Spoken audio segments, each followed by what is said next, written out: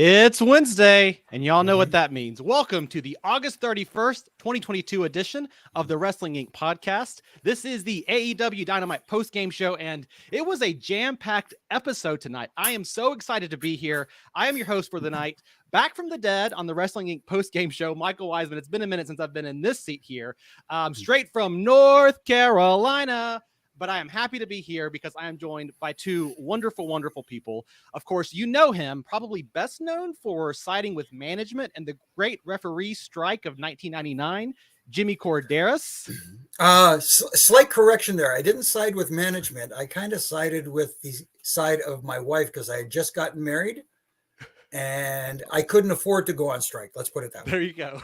Was that all part of the story? Because this is like, I haven't brushed up on this back in they all came out and beat you up at the pay-per-view, right? Well, real quickly, I legitimately, I got married about a couple of weeks before the pay-per-view. So I went on a honeymoon for 2 weeks, and that angle happened while I was on my honeymoon. Obviously, I'm not watching wrestling because I want to stay married. So I come back from the honeymoon and I'm, hi, everybody. Hi, hey. And I run into Hunter and he says, and I said, hey, Tripp, so what's up? How you doing? He says, hey, Corduroy, good to see you back. Too bad you're out of a job. Ha, ha, ha, ha, ha. You know, because I found out by then that the rest were striking. I said, well, Hunter, I can't afford to go on strike because I just got married. So he said, come with me. So he took me to JR and they talked about it, and that's how I became the scab referee. That's perfect. And that's was such a great role, like at the time, just a great story to tell. But hearing that backstory makes it so much more entertaining as a fan. So that's awesome, Jimmy. Yeah, it was fun. Not actually a scab referee. Jimmy has done everything in the business, so nobody can like, Michael was saying on the podcast that Jimmy. So no, great to have you, Jimmy. And we've never got to do anything together. So I'm happy to have your knowledge here tonight doing this podcast. I appreciate you. And of course, we have the lovely, to my other side, the lovely, the wonderful, the talented. She does everything. You do every post-game show that Wrestling Inc. does, don't you, Issa?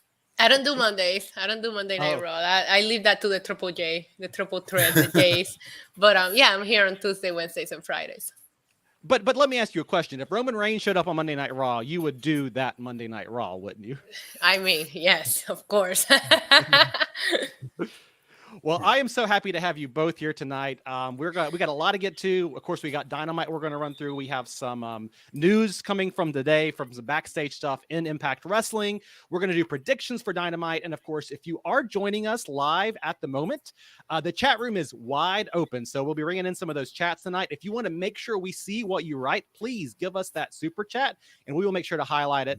But any news and notes for us you want to throw out there, we're happy to have the conversation going because it's all you all driving this conversation. And Issa, Jimmy, it's you two for tonight. I am facilitating what happened, but your insight is what's going to make this a great show tonight. So I'm happy to be here. I will say, I thought this was a much better episode of AEW Dynamite than last week and the last couple of weeks, which kind of felt like we were on a little bit of a sugar rush. Jimmy, overall thoughts, just quick hits on this episode of Dynamite tonight.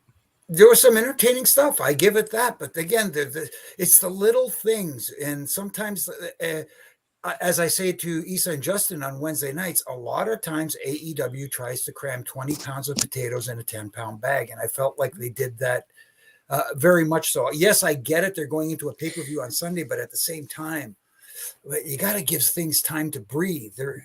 I'll get into it later, but there's one instance in particular that really kind of irked me.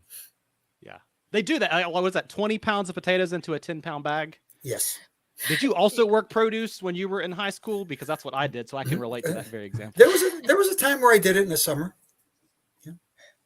20 pounds of potato. Is that a Toronto expression? I've just never heard that. That's really good. No, it's a Jimmy expression.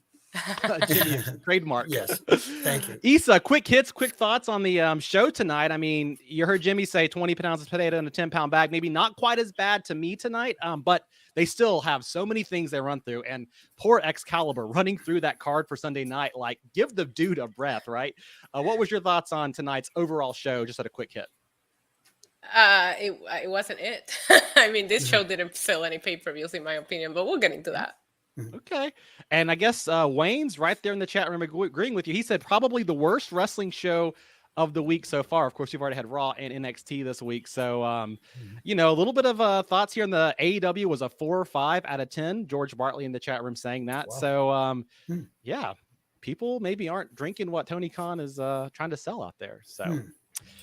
Yeah. We'll pick up here with where we left off last week. Of course, I know y'all talked extensively about it. Last week, the big angle coming out of that was CM Punk losing that title unification match in less than 5 minutes, right? The hurt foot. So we literally picked back up tonight with Jon Moxley coming out to that ferocious Chicago crowd. We're in Punk's hometown now. Dynamite opens up. Jon Moxley hits the streets, and he comes out and says, hey, this is my show. He basically very aggressive promo. I think, we've seen Moxley kind of carrying the ball here for quite some time, but he said CM Punk folded last week. He quote curled up into a little ball to die. And he basically apologized, said, sorry, CM Punk didn't turn out to be what you wanted him to be. And then, of course, ended this section by opening up, saying he had an AEW open contract up for grabs because he is always a fighting champion. So coming out to the Chicago crowd, getting lots of boos, and really just tearing down CM Punk in a heel-like fashion. I'll toss it over to you, Jimmy. What were your thoughts on this opening promo? Very heel-like to me, but really curious your insider perspective here. No, it did lean very heavily on the heel side. It was interesting because when he first came out, as he was making his entrance, obviously the crowd was kind of split. There were people that were kind of chanting along and liked him, but once he got on the mic and he started talking, that's when he got the crowd to really turn on him. And I think that was the whole idea here, because obviously CM Punk's it's his hometown. He's in Chicago. They want him to be the cheered guy going into this match, and they want to have a clear-cut someone, at least for this match, a heel. I don't know if that continues after Sunday, but at least for Sunday, Jon Moxley is the clear-cut heel, in my opinion, especially in Chicago. The one thing I did really like about this promo was the open contract, leaving it in the ring. Whoever wants it, come and get it. That was a little different, and it kind of caught me off guard, and it was kind of cool. And seeing Ace Steel come out and grab it, that's what made me think, You say little details add up, Jimmy, and the one thing, as soon as I went out there, I was like, I'm thinking back to recent WWE booking. In a WWE world, they would have left it out there, done like a 20-minute camera pan around it, and then cut to a commercial. I was glad Ace Steel came out and snacked it up real quick, right? Because you would think there's people in the back, if this was a real world locker room, that are going to rush out there to grab it. So good bit of storytelling and having somebody actually come out and take that away. Issa, I know Jon Moxley used to be best friends with, your one and only Roman Reigns. Now he's on the dark side of the force in AEW. But speaking of dark side, this really did feel like Tony Khan wanted to make Jon Moxley, carrying AEW on his shoulders for weeks now, the heel going into Sunday. Did you like the promo? Do you hate Jon Moxley more as a result? Where do you land on all this? I loved the Jon Moxley promos. No lies detected on the Jon Moxley promo, which kind of burned the crowd a little bit, but I don't think that some of the points that he was making were very valid. So I like there's something about Moxley that just always just seems so real. I remember his first shirt, I think it said unscripted violence, but that's the thing. He always feels unscripted. This feels like this is who this guy is. He's going to come out there and tell you how it is. And I appreciate it. I will point out though, that I think this is the 3rd or 4th week now that AEW is opening with a talking segment, a long talking segment, where AEW always used to open with a hot match right off the bat. I got used to that. That is something in AEW's structure of how they did their shows that I really enjoyed. The only criticism that I have here is that it went on a little too long. And to your guys' point, a lot of people should have came out there when that contract was left on the floor. Not just Ace Steel. He should have been fighting people off for that contract. Yeah. No, that's, there should have been a little bit of like a rush. I mean, I'm not saying like 24/7 title kind of chaos, but could have seen some more people come out there. So you know what, I think, to me, because of that unscripted nature, this promo felt like it really connected. And I think if you had done this promo any of the previous weeks, he might not have got the same reaction. Saving this for Chicago made a lot of sense, because listen, he really is. CM Punk really is their hero. He is their lifeblood. We'll get to more of that here in a little bit. And so I think it was smart to save this edge of Jon Moxley. Jon Moxley's been edgy, but not quite this edgy in recent weeks. And tonight he really did. I mean, he again, some of these words, fragile ego, fragile body, weak mind, weak spirit. And all of those things prey on what we've been hearing online for weeks, right? We've been hearing, oh, CM Punk stirring up crap in the locker room. Everything's about him out there, right? That's why he called out Hangman Page. And so that element of truth, I think, really sold this. But I'll add one more thing before we move on here. And I kind of want either one of you to jump in here. I like a wrestling show. I know we don't always want to open up with long talking segments, right? But a wrestling show that opens up with a story and a thread for the night, I always find really interesting. And I think back in like the 90s, the WWF did this a ton. 2000s, 2010s, WWE especially, they'll open up with a talking segment that leads to a 3-on-3 main event that doesn't really matter. But this show opened up with a story that was still kind of a mystery that we were going to unbox throughout the rest of the night. Why is Ace Steel out here? Who's going to take this contract? I like a wrestling show opens up and then that thread carries on. To me, that makes for more compelling television. Jimmy, I'll kick it over to you. I mean, were you more hooked because we picked up where we left off last week, or should we have started with action tonight? You can make a case for either point. I mean, it depends on what you open with. Like that, the promo was great. So I'm fine with them opening with that promo and setting up something for later on.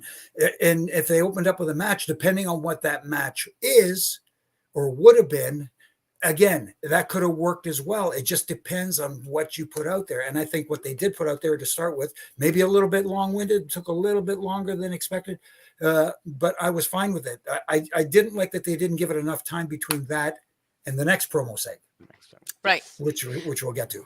Right. And just to jump on what Jimmy says, and even on what I said, I like that they open with this because that's what everybody was talking about last week. Ask me about last week's show. I can't remember a match because of what happened between CM Punk and Mox. And people say we don't know the main event for All Out. So why not just jump right into that? So I do give that, just credit. It's just weird that they keep starting the show again with long-winded promos, because that's not an AEW thing. It wasn't for a long time. Now it seems to be becoming a thing. Sega Genesis jumping in here in the super chat saying AEW hot-shotted the main event at All Out to pop a rating with Punk re-aggravating his foot, getting squashed in 3 minutes, unable to walk, only to a rematch in 10 days to be magically cleared, win, and make Moxley look like a fool. So Sega Genesis not happy with the booking.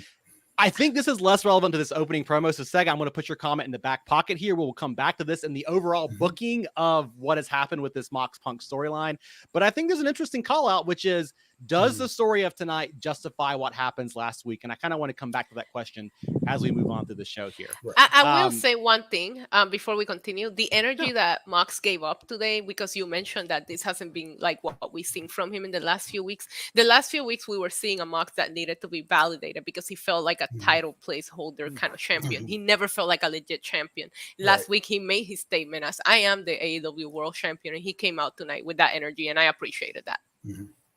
You're almost saying that his win vindicated him last week, and therefore he was able to kind of come out and own that ring a little bit stronger and make. I think it's a great, because he even said it. He said he hated when they called him the interim champ. And Jimmy, Justin, and I talked about it every week. I always felt like he felt like a fake champ because of the whole interim thing. And as soon as CM Punk came back, they called him the world champ just to make sure that you knew that Mox is not the real champ. So I like seeing him come out with the energy that proves that he is the AEW world champ.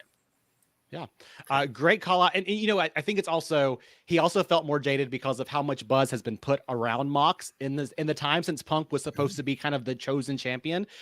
So we'll get some more of this throughout the night, because this is the opening salvo of a story that's going to carry on for multiple segments, but great insight there, Issa.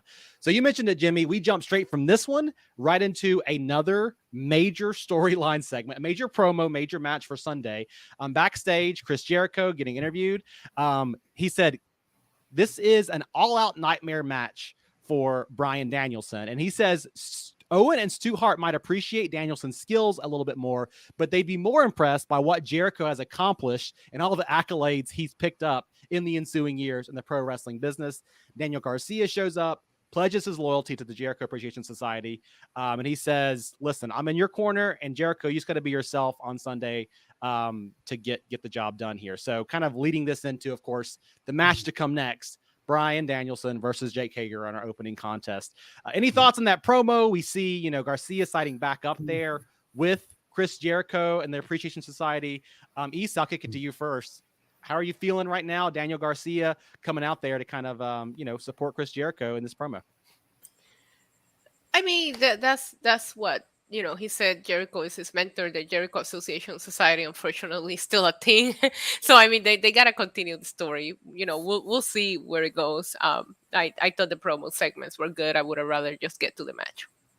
I want to ask you, Issa, I'd love your perspective on this.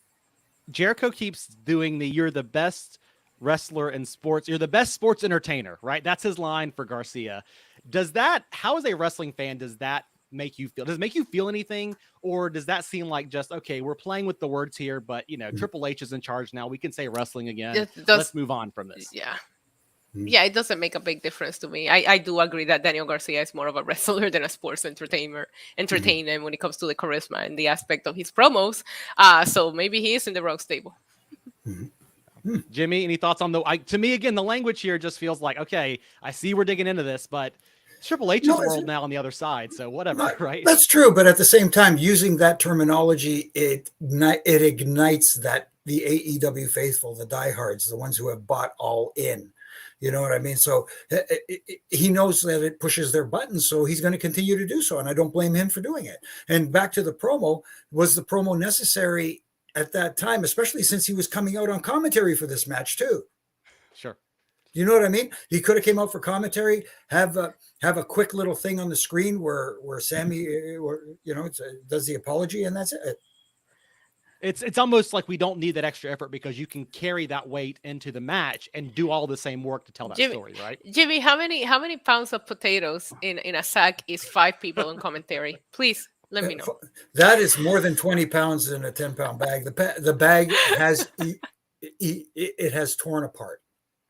I just want to go back to last week. The 10 pounds became 30 pounds around the time that we had a segment that was to build to a match at AEW All Out, followed by a world title match, followed by a segment backstage to build to a match at All Out, followed by an in-ring promo to build a match at All Out, in between 2 commercial breaks, right? Like, we just got to get it all fit in there. And then we have how many bumpers in the lower corner to advertise upcoming things, right? And then what you have during the match is picture in the corner for during the commercial break, instead of going to an actual commercial break to separate these things. And that's one of the things that I was going to talk about later, but I will mention it.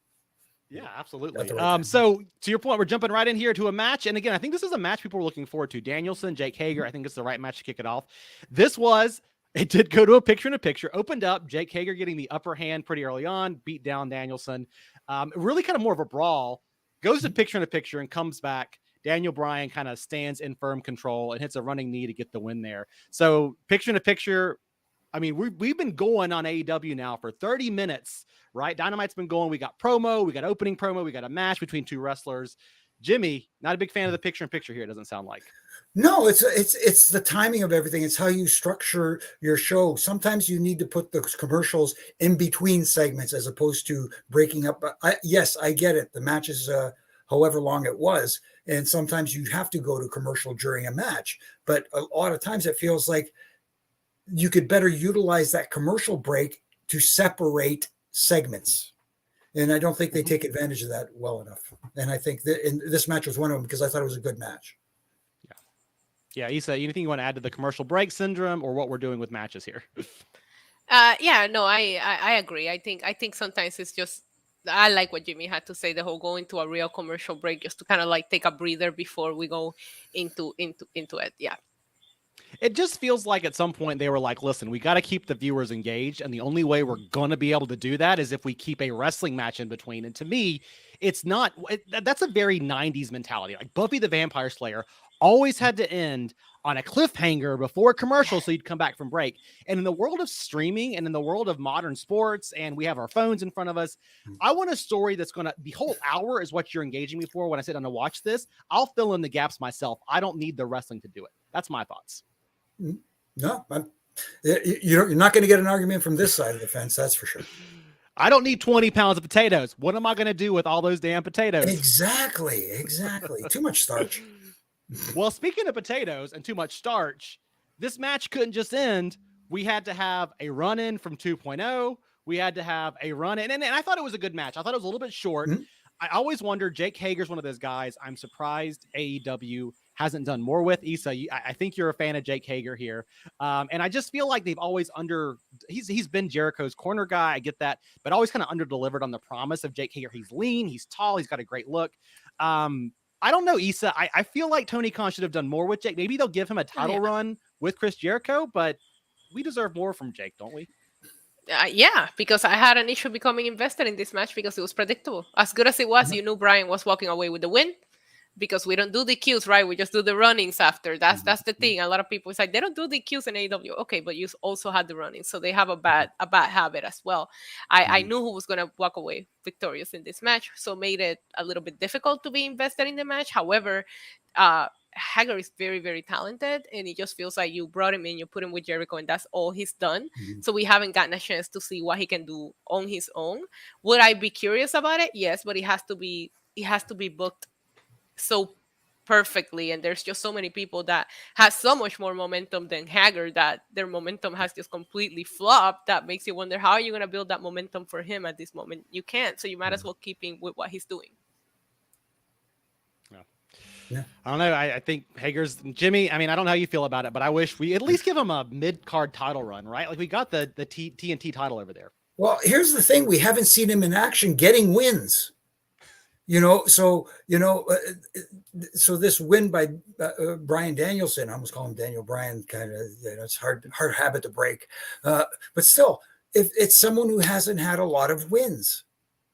So the trick to that is if you just call him Brian, you're good either way. It's Daniel Bryan, Bryan Danielson. Just say, hey, Brian did that, right? You're good. I think I'm going to steal that. But yeah, see, so like Issa said, the outcome kind of felt predictable, other than it could have been some kind of shenanigans or something like that. But again, underutilized. There's a lot of talent there in AEW because they are such a, I don't want to say bloated roster, but they have a huge roster and a lot of talented people and individuals over there that are just, there's no time for them. Just no time. And yes, one more here in just a minute. Yeah. Go ahead. No, go ahead. No, I was going to say, we're going to add one more here in just a minute, right? I do want to add one more thing before we move away from this segment, though. I think it's really important to call out. Ending of this segment had the run-ins. We mentioned that already there. But it did end with Jericho ready to hit Brian with the chair. And Danny Garcia got up there, snagged it down, and that allowed Jericho to get a psycho knee and hit Chris Jericho with it from Daniel Bryan. Or Bryan Danielson. Now you have me doing it, Jimmy. But my thought here is Danny Garcia kind of caught in the middle of these two. I think this is a big match for a lot of people because it's big names, multi-time world champions on both sides. Garcia's kind of caught in the middle here. Jimmy, I'll start with you here. The role that Garcia is playing, being this in-between man, does it add to the story? Does it take away from the story? And, where do you think he's going to end up in all this? It does add to the story, but it's adding something that doesn't need to be there because you got two guys in Chris Jericho and Bryan Danielson who don't need others to help tell a story. This is a first-time match between these two happening at this pay-per-view. There's your story. Two of the best to ever do this, having to face each other for the first time ever at a pay-per-view. There you go. And we're going to get the predictions later, and I have a feeling that Sammy's going to play a part in that match. But again, not necessary because regardless of who wins this match, they don't need a third wheel, so to speak, to help them win or help the outcome of this match. Because whoever wins the match, the other person would not be hurt by it. Yeah, I mean, Issa, I'm with Jimmy on this. I think that this should have been just two legends fighting each other. This could have been your co-main event. And I'm sensing a little bit of just from you, Issa, here. Too much, right? We're trying to boil too many of these potatoes that we packed into a 20-pound bag. And really just some great promos maybe is what we wanted. Yeah, I was happy with what Brian and Jericho did last week to build this match. Honestly, I know there's not a lot of story, but I thought they cut an excellent promo. I thought bringing up, the fact that this is the first time they're going to face each other on pay-per-view, I didn't need any of this. To me, Daniel Garcia right now, it just feels like someone who found a better friend, so he's just trying to get rid of the other one. He's trying to be cool, join the Black Comeback Club, so he's just trying to get rid of Jericho at this point, and that's, I don't know. We'll see what. Yeah, it is interesting. It seems like, Garcia is kind of in the middle of this, and I don't know where they're going to go with him. I think there's a ton of potential, and I know he got a lot of buzz after those matches with Danielson, but I just, is he going to end up in the middle of this, or are we going to move him into a Ring of Honor style? I know he's got a pure title match next week on Dynamite, I believe, and that seems like a great fit for where he is. So kind of curious about all this, but we'll get to predictions here in a little bit. Speaking of a sack of potatoes, I can't say that. That would be very mean to the wingmen. So we did go to a break and come back from a break here. And we had the wingmen, who I am affectionately calling the Job Squad 2.0, coming out here and complaining about not being booked. They were out there. They had picket signs. They were out there for maybe about 5 minutes, getting their piece in. And then out of nowhere, W. Morrissey, who has not been on Dynamite now in how long, right? It kind of made an appearance before, shows up, takes out every member of the wingmen. And then Stokely Hathaway, who's been handing out these cards for weeks, shows up, gives Morrissey a card. And as they leave, Tony Schiavone corners them and says, "What's the deal?" And they refuse to explain what the deal is and kind of march out of there. So the implication coming from the announce team here was, hey, W. Morrissey has arrived and he is here. They kind of alluded to he had a contract situation. I think Jim Ross said something like, there's been rumors about his contract, but it feels like W. Morrissey is here. Jimmy, thoughts on this segment with the wingmen, or as I call them again, Job Squad 2.0? Well, that's exactly what they were in this case. That's for sure, because, Morrissey took out all 4 guys, and then, Stokely came out, gave him the card. But if he's already signed, why would he give him the card? Again, connecting dots, sometimes you try to tighten the screws, but when you need 2 screws, you don't need that 3rd screw in there to hold it in place. And that's what it felt like here with Stokely handing him the card, with them alluding to the fact that he may have already signed with him, especially when Tony Schiavone came out to talk to him, and, they had their little interaction. So, wasn't a fan of how it was accomplished at the end there. Yeah, I mean, Issa, I'll kick it over to you here. You saw the segment here with W. Morrissey. Does this make you more excited to see him in coming weeks, or was it kind of like for you, like it was for me? It was kind of a dud, I think, with everything involved in this. Not that any of these individual actors are a dud, but the way they put this together. What's the point here, and what did it accomplish? Even with the wing, like if you're Morrissey, what's his character motivation for squashing these guys? I don't know, Issa. How did you feel? Yeah, it felt pointless to me. This is something that I maybe would have saved for the Fallout and maybe for Grand Slam. Again, I keep saying they got to build for Grand Slam. That's a big arena to sell out.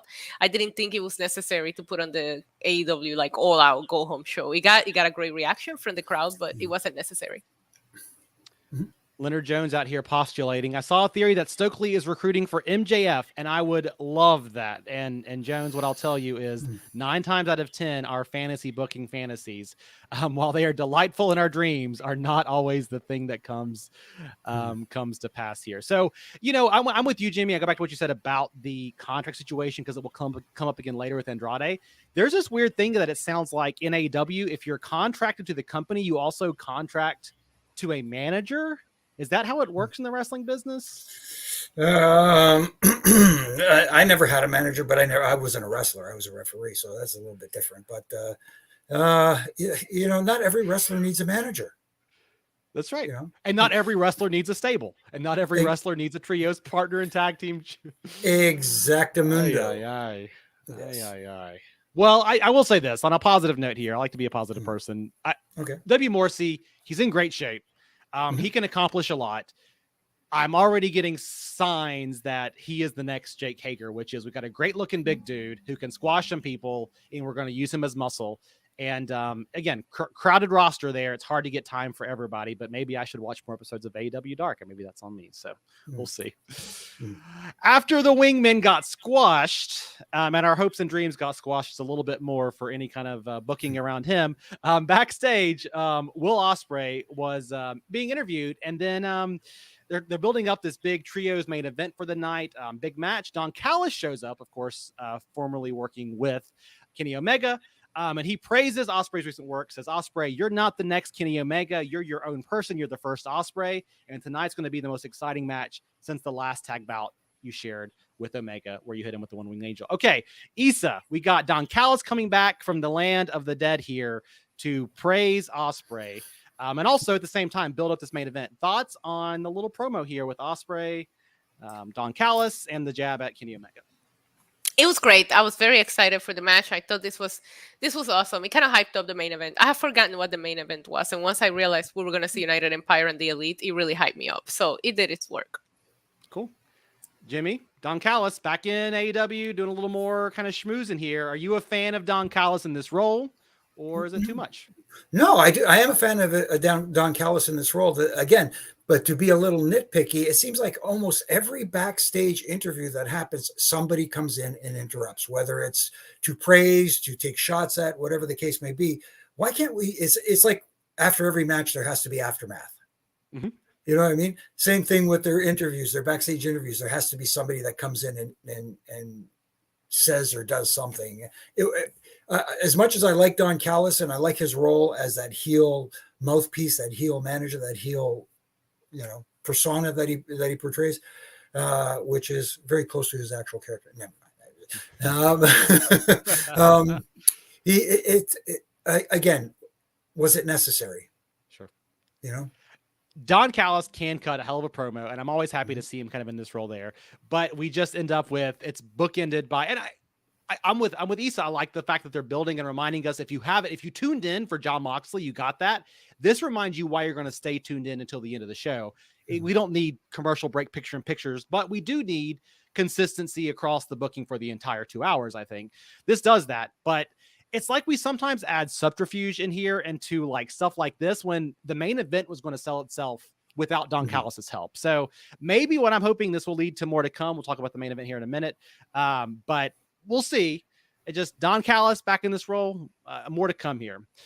So, of course, our next bout was the bout designed to build up the fatal four-way this coming Sunday for the vacant AEW Women's World title. We had Britt Baker and Jamie Hayter versus Toni Storm and Hikaru Cheetah. I think this was kind of one of those matches that's a tag team match. Went fairly quick, but we had a couple of great moments in there. Of course, Cheetah, Toni Storm get the win on Sunday. I think really because a lot of people are anticipating a Britt Baker win this coming Sunday, and we got to make it seem believable that Sheena or Storm might win this. There's a lot of momentum behind Storm right now.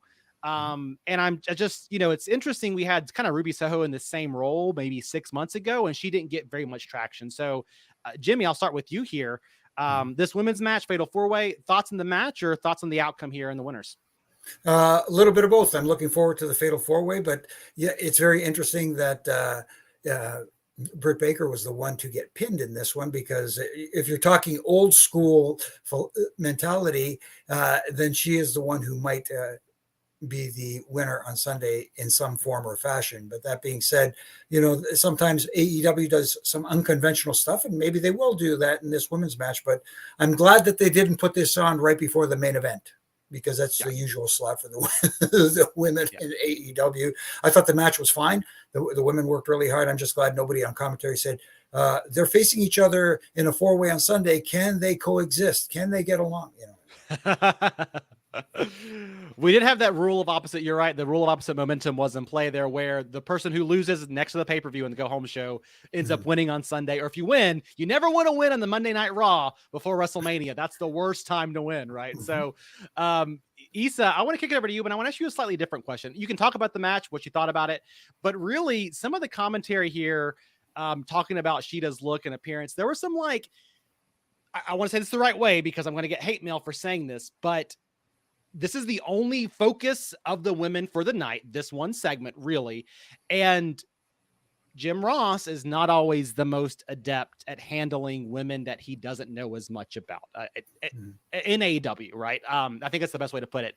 So thoughts on the match, but also in general, what's your thoughts on the way that AEW commentary has been handling some of these women's matches?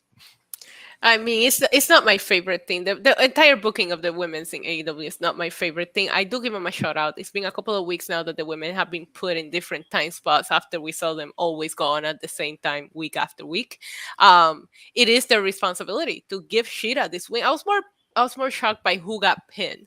But Cheetah was a former AEW World Champ, and you made her disappear for TV forever. So it is your job to make her look like a credible contender, because everybody else we have seen being involved here somewhat. Cheetah just kind of went away, and we didn't know what happened. So I was very happy that they put an extra effort here to remind you that she is a credible threat here. but it did feel very WWE booking, right? Like, who takes the pin? Should I pay attention on Sunday? And also, these women are in a fatal 4-way. Let's throw them in a match the night before, so you remember. That felt very old WWE style booking, but it was good. It was good to see Cheetah underrated, and I'm glad that they gave her that rub tonight. I don't know that she's winning on Sunday now, but I'm glad to see her shine tonight. I'm really happy that we're getting these 4 women on Sunday, and hopefully this match is going to deliver. I know the talent is there, right? If they're given the time and given the right structure, it should be great. I am disappointed. I feel like I'm the only one who's disappointed by this, but I was really enjoying Thunder Rosa's women's title run, and I thought she was a great addition. Just nothing against Britt Baker. She did phenomenal. She built and carried that division on her shoulders, but I really would have liked to have seen Thunder Rosa defend this title the right way. And I'm just bummed that she didn't get there, because I always felt like she was right on the cusp of breaking through, and they never really fully gave her comeuppance. I don't know how y'all felt, but that was always kind of my take on Thunder Rosa. No, that's a very fair point, and that seems to be an issue not just with Thunder Rosa, with other talents as well, where they, I don't want to say drop the ball, but they kind of miss the boat a little bit with how they should be presented. Yeah, I think Thunder Rosa was more fun as a chaser than she was as a champion, but that's just the bookings. The booking of her title reign was not the best, in my opinion.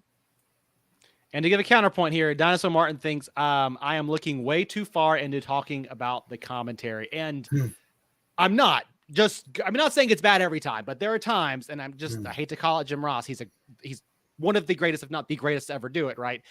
But just sometimes he makes me a little bit uncomfortable in these women's matches. I'll leave it at that. So let's not beat this up too much here, because we got something else we're going to beat up, and that is beating up CM Punk. Of course, there was a video package hyping up the All Atlantic title match on Sunday. I'm sure you'll see that again on Sunday as well. But let's talk about the cornerstone of this show. CM Punk came out to address what happened to him last week whenever he lost that title in just a couple of minutes here. Interesting start here. He had to, he's kind of beaten down. He caught out a fan right in the front row. I think they were heckling. What I saw online was maybe that fan was trying to start a Colt Cabana chant. And CM Punk said something along the lines of, what was it here? He takes a shot at fan claiming he has more screws in his foot than how many times that fat guy has been screwed. And then he kind of paused and said, maybe I shouldn't have said that. So little faux pas there. Jimmy, when you've been inside the business here, when a wrestler goes a little bit off kilter like that, what's the reaction like backstage? It's a mixed reaction. A lot of guys will pop, and then a lot of guys will say, why are you going to let this guy get under your skins? You know what I mean? It's just, just forget about it. It's one guy. And what you just did was give this one guy attention to however, hundreds of thousands of million people watching on television. So this guy got what he wanted. He got his 30 seconds of fame, for lack of a better term. And I'll kick it to you, really, just because this is just an interesting thing to happen. Issa, the thing that bothered me about it is he called it. I don't mind the fact that he addressed a heckler. Do it, man. Like, you're in the ring, like, call somebody out.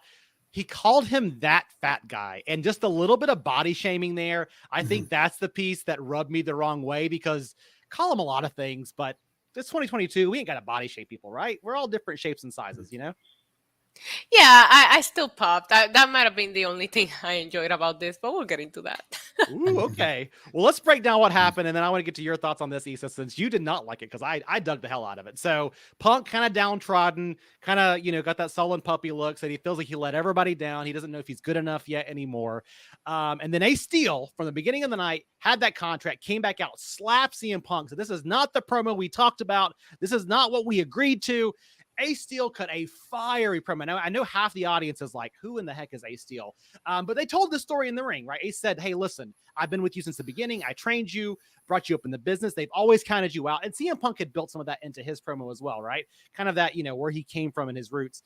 Ace Steel came out there, slapped him around, dropped an F-bomb on live TV. So those rumors about Warner Brothers wanting them to cut back on language, I guess, maybe don't apply tonight. And then got Punk fired up. And this is the part where I really popped. Punk cut, in my opinion, a fiery promo, a hell of a promo, something that was just, I am Chicago. This is why I'm here. This reminds me of who I am. They've been trying to kill me since the day I was born. I was born, with an umbilical cord around my neck, and they haven't been able to do it. And he charges up the fans and he says, I am the heartbeat of Chicago. And he says, at All Out, Moxley, you can break my bones or drink my blood because they are Chicago. And he's with the fans now, pulls out the paper, signs it. He gets a fan to hold his microphone while he signs this, which I thought was hilarious for that expensive piece of tech. And the crowd goes crazy, except for Issa. Issa, why did you not like this fire? I loved it. I mean, obviously, it goes to show that CM Punk cracks under pressure. Like, it only took a little bit of peer pressure for him to change his mind. I did appreciate him saying, like, that's not what we planned you were going to say, just because I felt like that was a hint to the inside jokes about CM Punk cutting promos that are not clear by backstage. CM Punk started his promo talking about how he broke his bone on June 1st and ended his promo talking about how his bones don't break. Make it make sense. Jimmy, I think we got a divisive panel here. You're the dividing vote here. Like it, not like it. How'd you feel about this segment?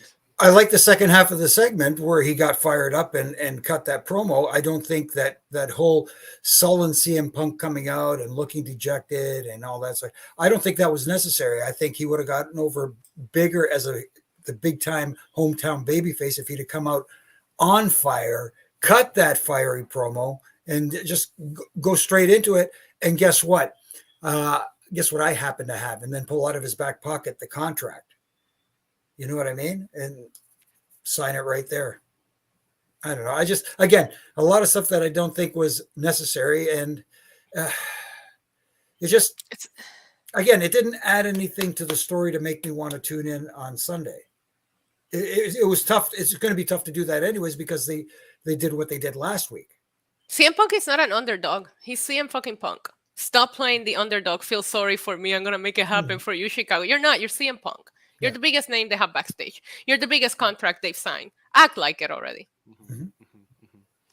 Yeah, it felt like they decided to change the story they were telling about 2 weeks ago, right?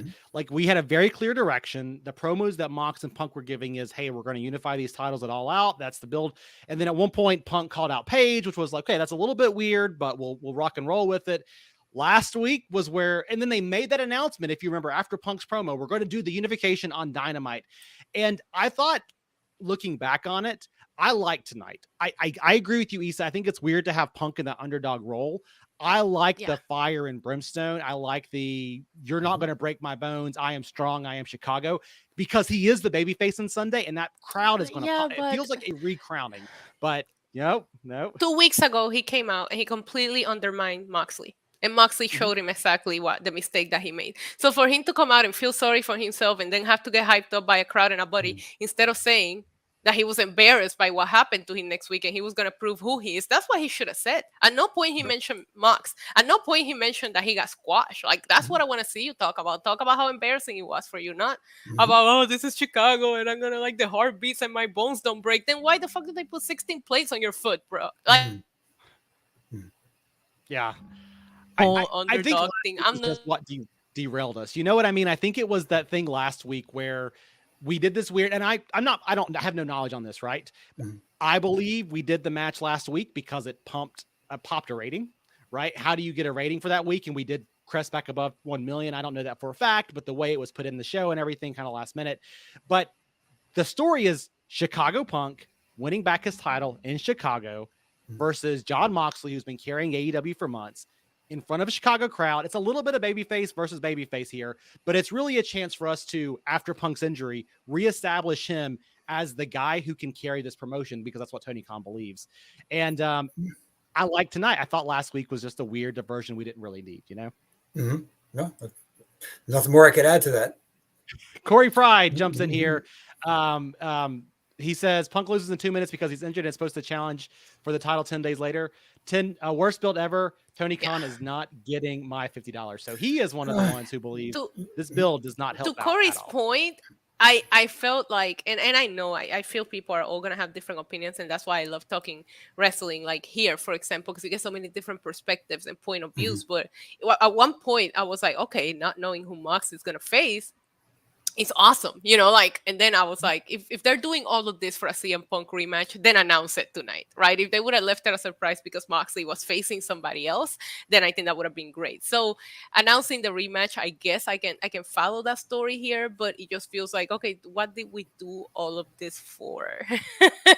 It just feels very, it's a lot of back and forth here on this one, but I just wish that I would have liked a more acknowledging of what Moxley did and how he's going to correct his wrongs going into Sunday, as opposed to what he did, because that Punk underdog promo, I love you, Chicago, and I love the fans things, it's just not the thing for me. You're like, I'm not from Chicago. This means nothing to me. Yeah, right? it wasn't very pipe bombish, that's for sure.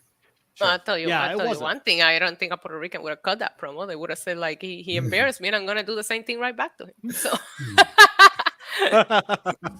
Here in North Carolina, we'd have been like, let me grab the door for you as you embarrass me on the way out. So Corey also came in with the super chat earlier and said, Punk's boy drops an F-bomb and TNT execs told him to stop cussing. They're going to get pulled off TV. And I don't think so. I was surprised it wasn't beeped, but don't think so. We'll see what happens there. Yeah. All right, here. I know we got lots more to get to here, so I want to keep us moving here because they're still not done with the Moxley story yet. But we did have kind of one of the other cornerstones of this pay-per-view in a pre-taped backstage interview. So this is different, Jimmy. It's not the same kind of interview. It's actually the Rock versus Austin interview from 2001 with Jim Ross right in the middle. We just have Christian Cage and Jungle Boy here. They agree to no physicality. Christian says, Jungle Boy, you're not in my league. And, Jungle Boy talked about how he felt loved by Christian, but knows that this is the real Christian all along. Big takeaway here. Jungle Boy says on Sunday, he is going to be fighting as Jack Perry because his father taught him how to be a man here. So Jimmy, you were around when that Rock Austin promo happened, and this is what this reminded me of. What did you think about the sit down backstage? No, I did like it. But here's the thing. We talked about this earlier. This happened right after that all big, huge CM Punk thing without a break in between. They went right into that. So there wasn't time to digest the Punk thing. People were still concentrating on that. And then they went straight into this. So now what am I supposed to focus on? I'm supposed to be pumped about the whole CM Punk, signing the contract and he's going to be back on Sunday. But I'm supposed to get fired up about Christian and Jack Perry now, not Jake Perry, not Jungle Boy. It's too much to swallow all at once. They should have let some time breathe, come back with this after a commercial break, and I would have enjoyed it a lot more. Yeah, especially considering the fact that he's now Jungle Man. Jungle Boy and Christian had the best story going into this. They do have a story that has been bleeding for a couple of months now. Like, they have actually built this. So I feel like they put him in a very unfair time spot. Felt very Ricky Starks last week when you cut one of the best promos he's cutting AEW Dynamite, but you put him after the squash match. Nobody was talking about it when I thought Ricky Starks did an excellent job on that promo. It happened this week with Jungle Boy and Christian, and I wish it would have put at a different spot because this match actually has a storyline going into All Out as opposed to 90% of the card. Well, and I think the one thing it also has, great points, Issa, around, and Jimmy, around the time slot and the long-term storytelling, Issa. I think all those things are fantastic. It also has got a future here. And we talk about Jungle Boy as one of the AEW originals. And this is an evolution for him. Christian Cage is fantastic. We know that he's a legend. He's a Hall of Famer, all those things. But this is him kind of giving that platform. And even a year ago, Christian Cage is the Impact World Champion facing Kenny Omega, like a main eventer, giving this platform to Jungle Boy as a singles wrestler. And we're seeing his character evolve into Jack Perry. We can kind of see what could be next for Jungle Boy in AEW as a singles wrestler, but it does get overshadowed by everything else around it. And I just think that's unfortunate. It does not get overshadowed by the next match, though, because that next match, FTR and Wardlow versus Silas Young, Ren Jones, and Vic Caffrey, only goes about 90 seconds, I'm guessing. FTR and Wardlow get the win. Wardlow, of course, nails a powerbomb to get the win for his team. Quick match here, just kind of putting over FTR and Wardlow. Open up to either one of you who wants to go first. Any thoughts on this 90-second match? No, not really. I will just jump in here and say it was an enhancement match, and that's all it was, is to show that they are a formidable team and they can work together. Dig it. I like FTR and Wardlow as a team. I'm sorry, Issa. No, it's okay. I was just going to say I will never, ever, ever complain about seeing Wardlow on my TV every Wednesday. However, I hate that they're in a 6-man tag. I like you have FTR should be contending for their tag team championships right now. They've been number 1 in the rankings for months. And Wardlow, you killed his momentum with this whole MJF story going into Double or Nothing. Wardlow should have a significant feud for this TNT title that doesn't get defended on pay-per-view. The TNT title is now the Intercontinental title. It never gets defended on pay-per-view. And I just feel like it's an injustice to all 3 of these men, because a single match for Wardlow and FTR doing something else will probably sell more pay-per-views than this 6-man tag. I agree with all of the points around them being challenging for the number 1 in the rankings. What do the rankings even mean anymore? But I gotta say, I kind of dig, if we're talking about a trios division here, FTR and Wardlow make a hell of a trios team, don't they? Like, they seem like the team that could unseat even the elite. No. Wardlow has been a part of a faction his entire career. You give him a singles title, give him a singles run. This could be the future of your company, and you're ruining him by putting them in little factions. First you had MJF, then you had the Pinnacle. Now you have him with FTR. Let him shine on his own. That man is money, and they're just like missing out on it. Good call. Issa and me, fire and ice right here. Me and you, Issa, we're fire and ice. I love you. Just kidding. Jimmy, were you want to add something in there real quick? No, there's nothing more to add, because, again, that's what it's all about, is creating big stars, and big stars do not have to be part of a group. I agree. We don't need a faction for everybody here. No. You look at really quickly here, if I can. Yeah. You look at some of the biggest stars ever. You look at The Rock. Where did he start off? He made a name for himself in the nation, but guess what? By himself, he became one of the biggest stars ever. That's just one example. There's others too. Yeah. Well, you need to break away to become a single. Sometimes you're introduced in that way, but you can't always do that. Look at the Shield. One person in a group. You broke up the Shield, and guess what? All 3 of them became main eventers in WWE. I don't disagree with putting Wardlow in these factions to begin with. I just think that Wardlow is not in that place anymore. Wardlow should be a single stars, and not only that, you sabotage him when he had the most momentum going because of this whole backstage MJF storyline. That took precedent over his big win at Double or Nothing, and you have done nothing to rectify for that after Double or Nothing. And it's a sad reality that we're living in with Wardlow, because I do think that Wardlow could be a world champ. He could be the face of that company if they push him the right way. You got lots of agreement in the chat room. We got Preach Issa by Wayne, Ricky Zaldivar saying, Issa, she right? And agreeing with you, Wardlow needs a big star by himself and face a big star over in AEW. And lots of people saying, hey, Wiseman is off his rocker. And hey, listen, this is the joy of pro wrestling, right? It's an art form. We can discuss it. Yes. We can have fun with it. And I love it so much. So thank y'all both. And where the chat room is open, super chat's open. Please, everybody, get your comments in there, and we'll get to as many as we can. We get the concluding segment after this trios match in the CM Punk Jon Moxley story. Moxley comes out and he says, if that's what their boy wants, well, that's what he's going to get, right? He says, Punk is going to go out in a shield in front of his fans. We owe Chicago that much. Confirms the match for Sunday and says Punk needs a miracle to win. He threatens a display of violence that Punk has never experienced and says he will show him what a real champion looks like right before his eyes. So Moxley comes out, ends this back and forth, fiery promo from Moxley to conclude this. Match is settled for Sunday. Jimmy, I'll start with you here. Moxley sending it home, right? Here's what we're going to for All Out. What are your thoughts on this concluding promo? No, it was fine. But again, maybe save that to go off the air with. I don't know. I mean, it didn't do it. Yeah, it didn't. It didn't do anything to entice me to watch it any more than how I feel already. Yeah, I it was great, but it wasn't necessary. It didn't. Once Punk signed the contract, that's it. I don't need anything else to add on to it. You made it official. I like what Max had to say, but this was something that I didn't feel needed the TV time. It kind of felt like we needed to give a reason for Moxley to get the last word in again. And it again feels like Tony Khan is booking Mox to kind of be the yes and character in this story. Like, oh, Punk's getting all the attention. I got to say something. I liked what Punk said. I like what Moxley said. The contract was signed. Let's move on. I think you could have told the story after that. It's a bit much. It could have been a Rampage. Could have been a Rampage. Mm-hmm. Yeah. There you go. Could have been a backstage segment and FTR could have walked up. could have formed a new faction. You never know. Anything is possible, right? Just get some new teams out there.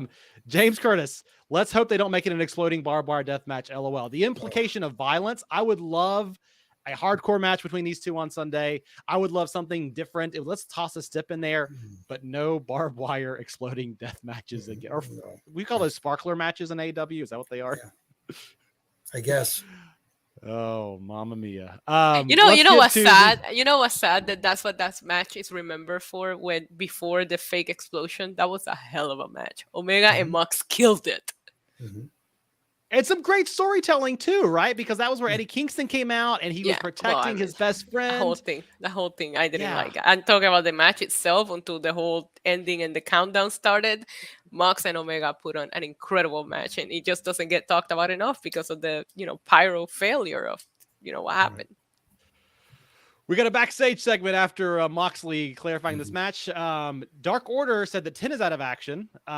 Evil Uno was going to step in, but then again, shockingly, somebody walks in off screen. Andrade El Idolo comes in, beats up Uno, and it says, attacks Uno after threatening to again sign 10 to a contract. Again, contract situations are weird in AEW right now. So we're building up Dark Order getting broken down here. Jimmy, start with you here. Dark Order getting taken apart, backstage segment. Any thoughts on this? Best thing that could happen. Just break them up. Just go with it. It's again, this is something that felt like it was squeezed in there that doesn't need to be there. Yeah. You could have given that time to something else that pertained to Sunday. Just mine. Issa, big fan of Dark Order here, or are we kind of moving on from them? Oh, not at all. I like that Hangman is going to be joining them, but I was offended by what they had to say about Andrade. Andrade, look at that man. He doesn't wear sheep cologne. Like that was a stupid shot to take at him. I interview him.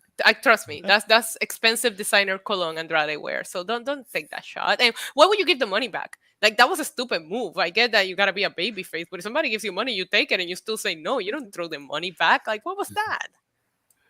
Well, when you're in AEW, see, the contracts and salaries are so much better. That's what they're trying to. This is subtle storytelling. You've got to read in between the lines, Issa. Tony Khan is saying, listen, we don't need extra money. There's no reading between the lines when money's involved, Michael. I'm sorry. Like you don't give that money back. Come on.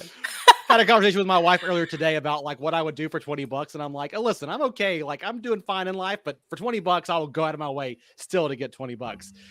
You mentioned it, Issa. Let's jump ahead here. You said you're a fan of this. After the next match, there was a segment clarifying Paige is going to be the third man in this trios match on Friday alongside John Silver, Alex Reynolds. Of course, they're taking on the best friends. You are a fan of Paige being the third man in this match on Sunday, right, Issa?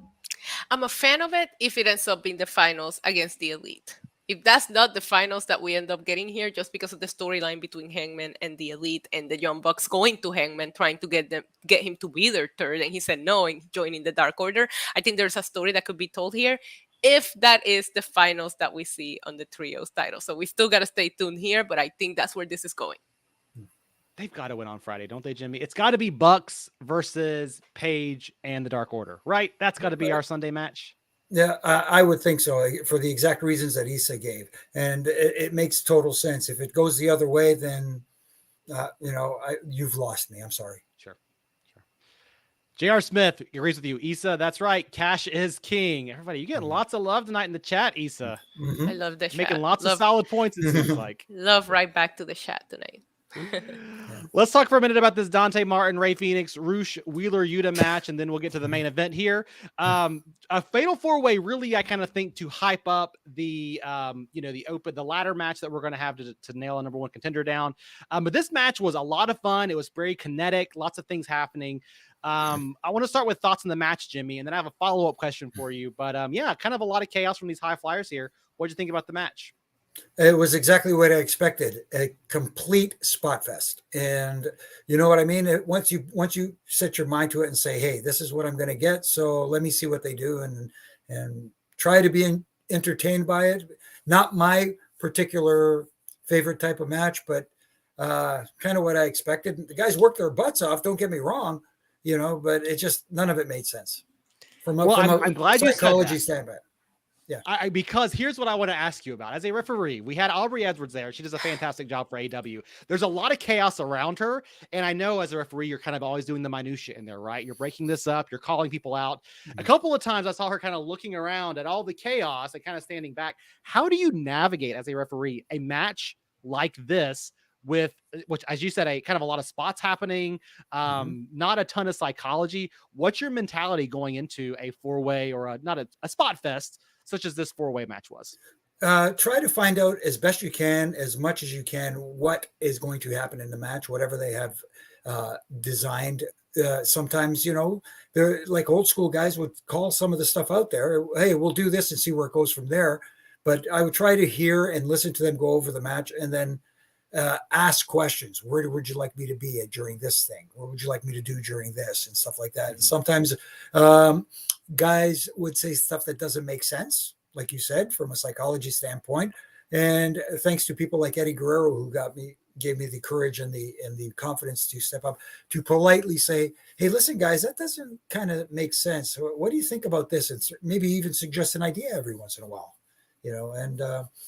but at the same time, at the end of the day, you do what they want you to do, and the producer says, just do it. All right. Sega Genesis up here, not letting it go that Andrade was in that backstage segment. Can someone, for the love of all that is holy, explain to me why the mere thought would even cross Andrade's mind to hire the Dark Order, all to get Paige into this tournament? This was panicky storytelling. Issa, what do you think here? Was it right? Is this all just a panicky storytelling? Is the Dark Order, Hangman Page stuff too much, too little? Do you agree, Genesis, or not? I mean, the including of I laughed as soon as I read the super chat before you even brought it up, because I mean, Sega Genesis have a valid point here. I mean, that's what we're gonna use to get to Paige. I'm excited to see Paige team up with the Dark Order. However, you could have done it differently, but you got to keep Andrade on TV. I do believe he's part of that ladder match, if I'm not mistaken here, at All Out. So putting Andrade on TV as well just feels like there's different ways that things could have been done. But it's a weird story, right? It's a weird route to take, but we got to where we needed to get with it.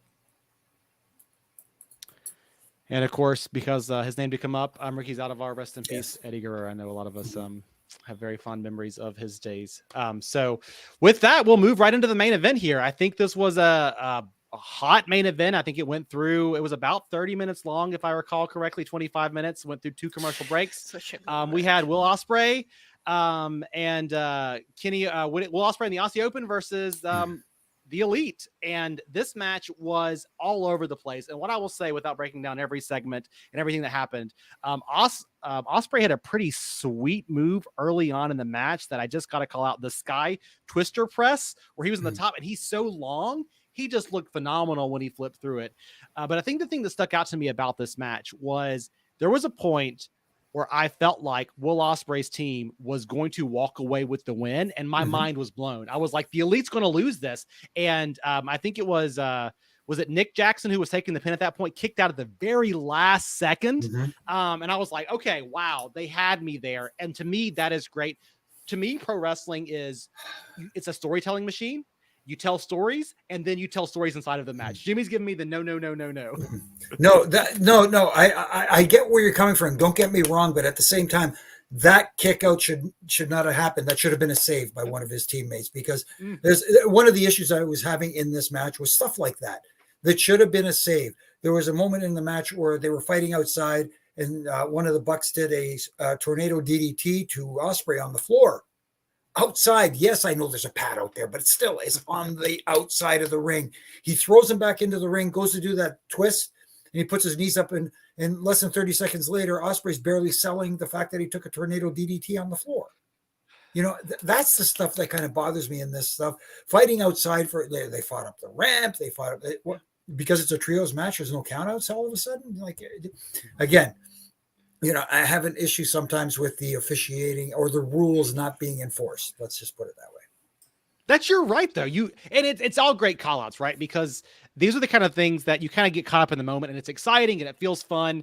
But at the end of the day, pro wrestling is supposed to make us believe and suspend our belief, right? Like, we know that when you get tossed into the ropes, like you don't actually automatically run backwards. It takes a person to do that. But when a match is designed and built the right way, it should make us forget those little things. And I do think this style of wrestling does tend to be a little bit less believable because they don't sell things, correct? But the one thing I did enjoy from Will Osprey today, yes, he's incredible. He can do some stuff that just blows your mind. It's just unbelievable what he could do. But there was a point in the match where he got a little testy and vicious, where where he ripped off the shirt from Kenny. Yes, that was one of my favorite parts. I saw a different side to him, something we don't usually see from him besides the twisting, burning 450 hammer Phoenix splash. You know what I mean? We saw a little bit of a vicious side to Will tonight, and I like that very much. You can do the other stuff, but at the same time, space in other features, and that really impressed me tonight. That he has that in him. King Key 864. Trio matches don't need no stinking rules or logic or storytelling. Come on, Jimmy. Oh, wait.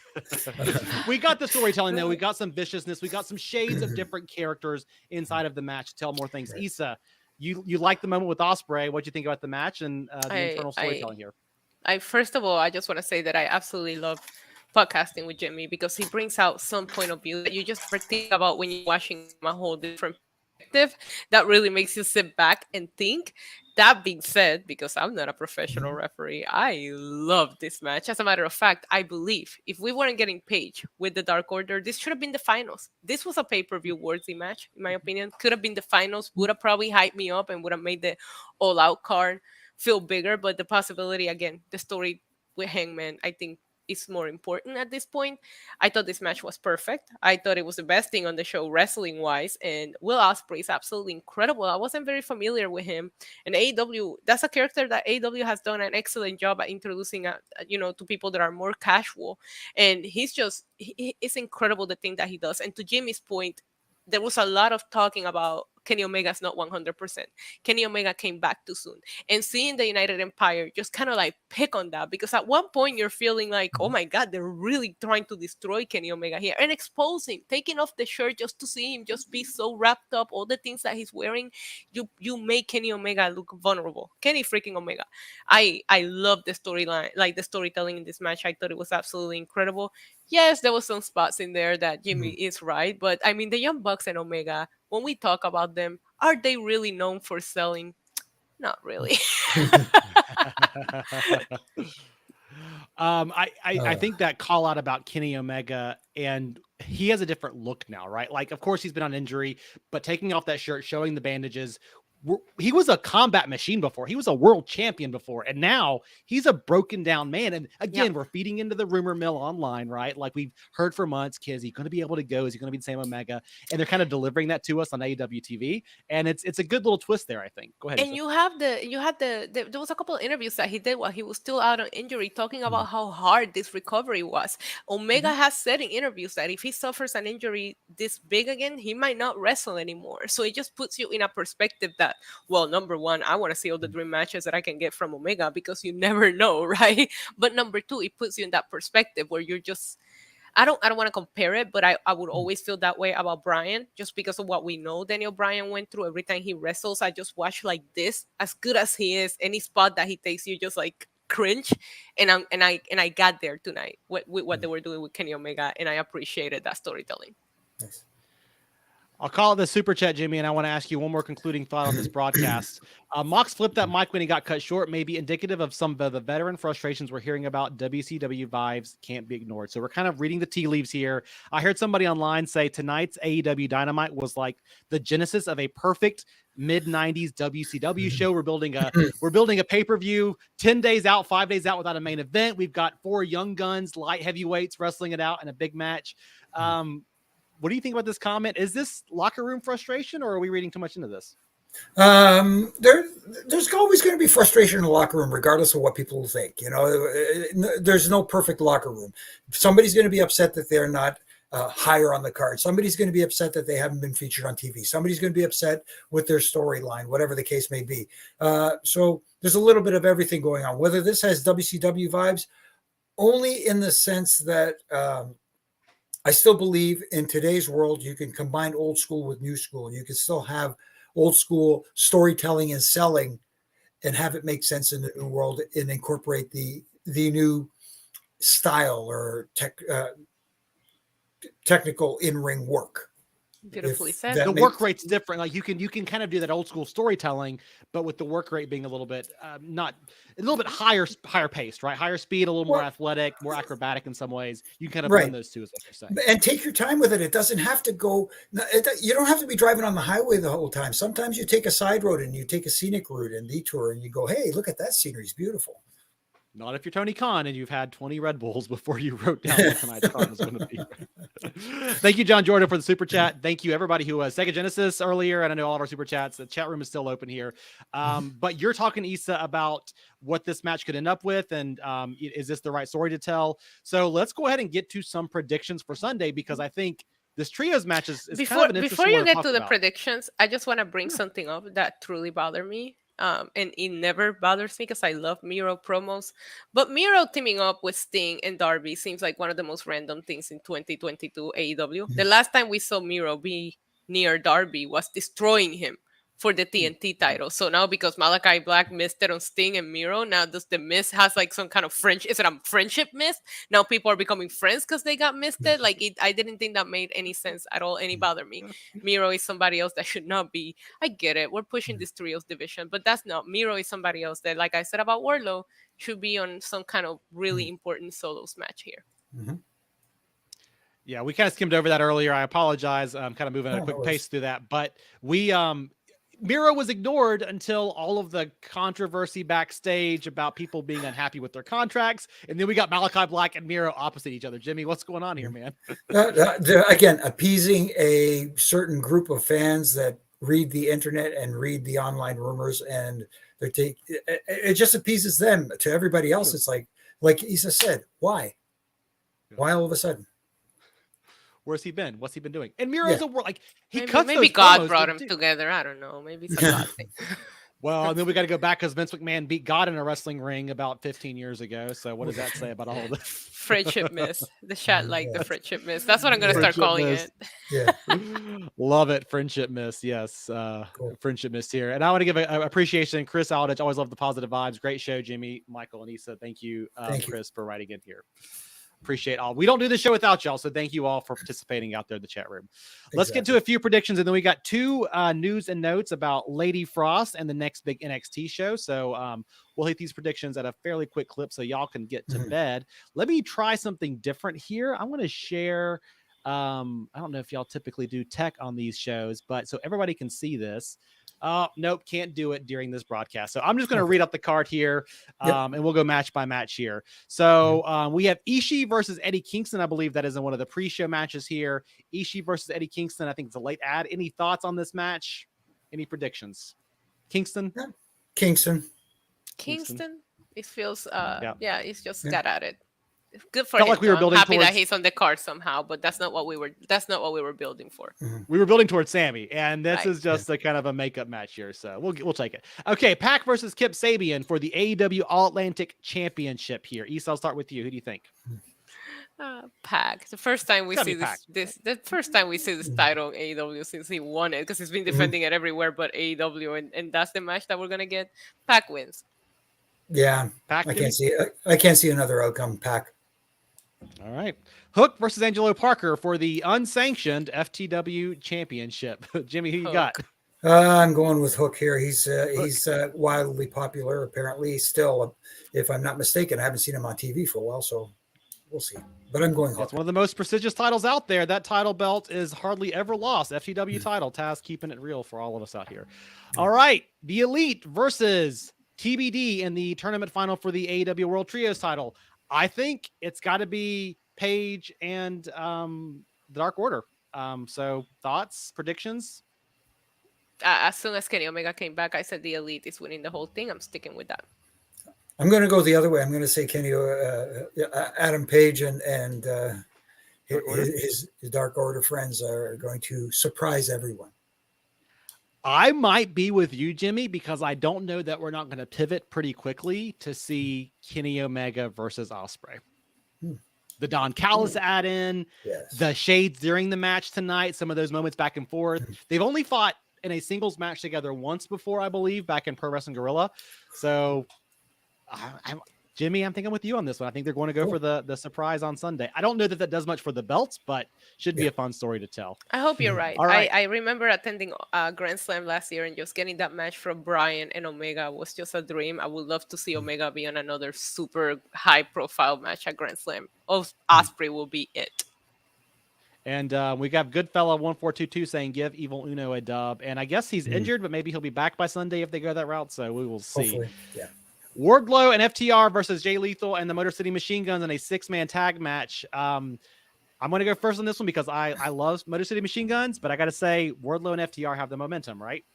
Absolutely. They've got too many titles, and Wardlow, like you said, is a big star in the making. And his team, regardless if he doesn't get pinned, that side losing doesn't help anybody. Right. Wardlow and FTR. I'm with you guys. Fatal 4-way for the women's title: Toni Storm, Britt Baker, Jamie Hayter, Cheetah. Who y'all got? I'm going obvious here. I think Britt Baker is as a heel champion works just great. Do you want me to pick with my heart or with my brain? Because my heart's gonna say Britt Baker always, but my brain thinks it's Toni Storm. That's what we were building towards with Thunder Rosa. Gotcha. I'm with Toni Storm. I think so too. I think we'll stick to the plan, and Britt Baker is the decoy in that. Casino Royale ladder match for the future AEW World Title. Lots of people in this match. It could be wide open, but do we have any predictions on who the wild card might be? Let's just do that one. That's a tough Adam one. Cole. I didn't think him. You know what? There you go. Thank you, Issa. You got you, Jimmy. You went bing. Yeah, I like that. Or MJF comes back and he gets not in that. No, not in that match. No. Not in that match. All right. We got Danielson. I'm wrong on that one. Both of you. Yeah. You guys are aligned in that one for me. Danielson versus Chris Jericho, one of the cornerstones of this pay-per-view. Who y'all got? Issa, I'll start with you. Brian. Jimmy? I think Brian with the help of Sammy. Unintentional. Well, maybe Brian doesn't notice the help, but at the same time, because of Sammy, Brian gets a win. Jericho gets the win with the help of Danny Garcia. We think he's going to turn. He doesn't actually turn. Right. All right. Tag team title match. Michael. I like that. They like to do that sometimes in AEW. They'll tease a turn, but not go there, and I think it's cool. Swerve and Our Glory versus the Acclaimed. As happy as I am to see the Acclaim in this tag title match, because I do think they earned that, it's going to be Swerve and Keith Lee. Yeah, I agreed. I agree with that. They're two nuanced champions. I don't think they want to play hot potato yet. Jungle Boy versus Christian Cage. Jungle Man. Please, Jungle Man. Jungle Man. Jack Perry. Jack Perry. The Jungle Man, Jack Perry. He could play. He could play a pretty good Tarzan later on. You never know. Yeah, and trust me, a loss for Christian means absolutely nothing at this point. He's still going to be. Yeah, he could. I mean, he's bulletproof. He could go cut a promo next Wednesday and make up for a loss. Just I'm gonna pick Christian. I'm sorry. I want to see Christian kick his ass. Okay. Maybe Luchasaurus is still with Christian. I don't know. I'm very intrigued of who Luchasaurus is really with. So the same way you predicted that Jericho win with maybe some assistance, maybe Luchasaurus is still on the dark side here, and we continue this story. You never know. Jungle Man. Wow, that's some hate from Issa on that one. Ricky Starks versus Powerhouse Hobbs. Got to be Ricky Starks, right? Yes. It should be Ricky Starks, but I got a feeling Powerhouse Hobbs. Okay. Right. I'm never gonna root against Ricky Starks. Fun fact: my nephew is literally Ricky Starks, like double danger. So I can't. Every time I see Ricky Starks, I see my nephew. I can't root against the guy. Okay. I gotta see a picture. You gotta send us one of those. Oh, I gotta send it to you. Yeah, send it to me. I'll see you on Sunday for the post game for that. So Jade Cargill versus Athena. Jade Cargill's undefeated streak on the line and the TBS championship on the line. Who y'all got? I think the streak stays intact. Yeah, streak stays intact. I'm going with Athena. Let's go with I love Athena, so I think she could. I just don't think you end this streak without making a big story about it. I think Athena and Jay do have a good story going. I mean, they have built this since Double or Nothing, but they don't talk about the streak being broken enough for it to feel like it could be broken. Fair enough. All right, 2 more matches: House of Black versus Miro, Darby Allin, and Sting. Jimmy, start with you. Wow. That's a tough one. it would make more sense for House of Black to win because Miro getting along with Darby Allin and Sting. I don't know. I just something is, I don't know. It's the friendship mist. Yeah, the friendship mist. Maybe it wore off on Miro and he helps him out or something. He joins. I'm going to go with House of Black just to be different. Yeah. Yeah, he'd be a great addition to that team, right? Okay. Issa? Yeah, I'm gonna say Miro, but this makes no sense. You guys already know how I feel about this. I just want to see Miro get a win. Friendship mist for the win. I'm going with House of Black. All right. And then main event, of course, Jon Moxley versus CM Punk for the AEW World Title. Issa. Jimmy's got his opinion, but what you thinking? Moxley. Moxley? Yep. You know what? I agree with Issa, but there is going to be a surprise who takes out CM Punk. Is it who I think it is, Jimmy? It's going to generate massive heat like he already has. Yes. Even though he hasn't been seen or heard of or even out of the opening, sequence for the show. I think MJF makes his return on Sunday and costs CM Punk the match. I will go crazy. In the good kind of crazy. Wow. Okay. All right. I still think MJF could end up in WWE next year, but I think a lot of people are after that story they told tonight with the CM Punk promo, the whole Chicago thing. CM Punk has one now too, but his first loss in AEW happened in Chicago by MJF. Like they're not afraid to have him lose in Chicago. So I'm not using the whole. First of all, it's Hoffman States. That's not Chicago. It's like 40 minutes outside of Chicago. But don't get me started on geography. Yes. Don't get me started on that. I don't think they're afraid to beat Punk in Chicago, and I think a returning MJF will be an excellent story. So I'm gonna go with Mox here. Yeah. Yep. Goodfellow 1422. Bring him back at the pay-per-view is the move, right? That's the way you generate some buzz here. All right. 2 quick news and notes to get to here, but I just want to call it J.R. Smith. Great work, Jimmy, Michael, and Issa. Your opinions are appreciated. And of course, we got tons of wrestling to get to this weekend. So JR, thank you for the love. We appreciate it. Two quick news and notes. So backstage news about Lady Frost apparently requesting her release. It was denied. Not going to get into all the details here. You can read about it on WrestlingGeek.com. But what makes this such an interesting situation is she has not performed in months for the promotion, made her case to get released to the Anthem CEO, Leonard Asper. They have denied this and have also said there are currently no creative plans for you at the moment. So they are basically asking her to stay at home, unpaid, and sit out the rest of her contract, which I believe goes into 2 more years from now. And apparently at a recent Impact taping that she worked, they made her pay out of pocket for travel and hotel, and she had a medical procedure lined up. So this story is wild and crazy. I don't know, have no insight as to why Impact is reacting this way. She's been with them since October of 21, so almost a year now. But have y'all ever heard of anything this crazy? And Jimmy, I'll start with you on this. Like, what's going on here? Like, why would they deny this for her and not even offer to pay? I have no idea. That makes zero sense whatsoever. If someone wants out of their contract, especially considering that they don't get paid if they're not being used, then you know what? Grant this person, give them the opportunity to make a living, because right now you're preventing them from doing so. Yeah, and to finish Jimmy's sentence, if you don't want to give her the release, then give her a story. Hey, Impact does have an incredible knockout division. There's some way in there that she has to be able to fit in. So it seems very, very unfair. Yeah. And I'll just add to that, like, the thing that's really strange to me is, what is Impact's angle on this? Because, and this is no discredit to Lady Frost, you got Brock Lesnar on a contract that you can force him to stay at home and the competition doesn't get him. Number one, you should use him, right? But number two, you want to keep him out of the hands of the competition. And I'm not sensing that Lady Frost is the hottest free agent out there, right? Like it just seems like kind of like a power play to a certain extent, Yeah, right. I don't see the reasoning behind it. Unnecessary. The other news and note that we have here is they have announced the next big NXT show. So of course this Sunday we have Worlds Collide coming on shortly before AEW All Out. And then the next big one is going to be Halloween Havoc, and it will take place Saturday, October 22nd. So we are moving away from the weeknight. So during the NXT 2.0 era, we've had a lot of Tuesday night big shows. It seems like starting this weekend and then moving into October, we're taking NXT shows back to the weekend, which I am a big fan of. I think Fight Night is Saturday night. Jimmy, I see you nodding your head. This is a good move, right? It makes NXT feel like a bigger deal. Exactly. That's what it makes it feel like. When they do the big shows on their Tuesday night show, it just makes it feel like, it's just another show. Yes, they're hyping it up. There's a little more to it, but at the same time, when you make it a premium live event, as they call them now, it makes it feel like a big deal. Sometimes perception is reality, and if you want to elevate the perception of NXT, you do something like that. And I think that's great. And bringing back the old names that people recognize is a lot of fun. Can be a lot of fun, depending on what you do on the show too.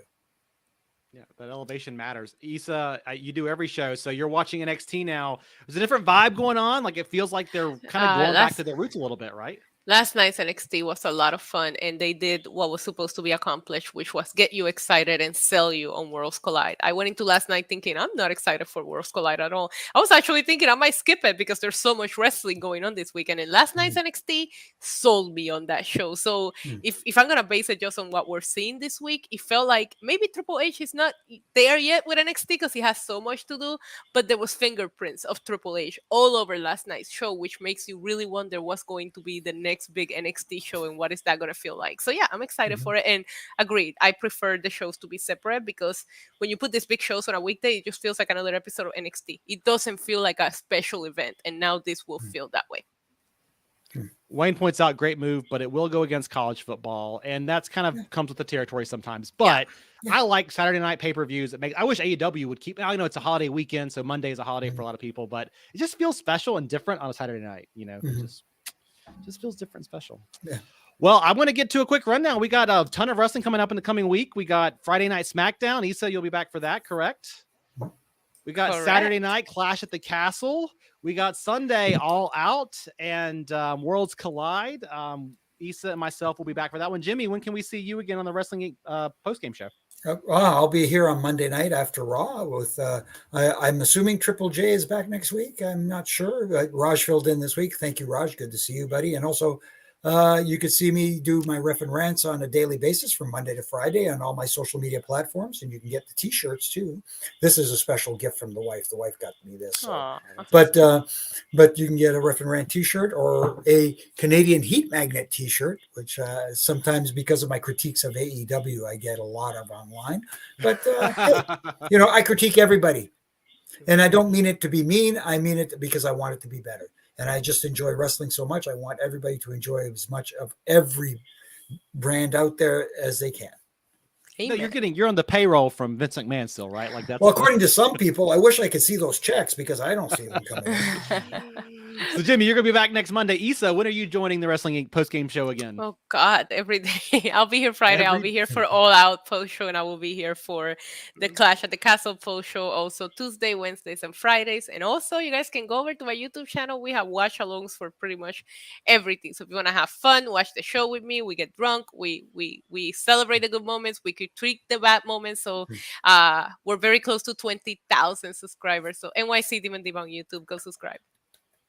Awesome. And Dylan Matthews jumping in there says critique away, Jimmy. So keep up what you're doing, man. People like the critiques, and some people maybe they just shouldn't be quite so sensitive. You know what I mean? Well, thank you, Dylan. I just want to say, Issa, Jimmy, sincerely, this has been a lot of fun. This is the first time we've done the show together, so I appreciate your insight, your knowledge. Issa, we've done stuff together, and I will be back with you on Sunday, but I have just enjoyed the hell out of this hour and a half and just want to, from my vantage point, thank you both very much. So thank you. I missed you. Yes. Oh, thank you. This was the Wrestling Geek podcast for August 31st, 2022.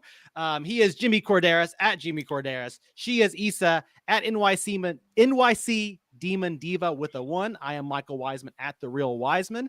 And Wrestling Inc. will be back at you with a post-game show on Friday night, immediately following SmackDown. And stay tuned with us all weekend long as we break down all the news, all the coverage, all the shows, everything happening in the wide world of professional wrestling. Thank you all for joining us tonight, and we will catch you here next time on Wrestling Inc. See ya.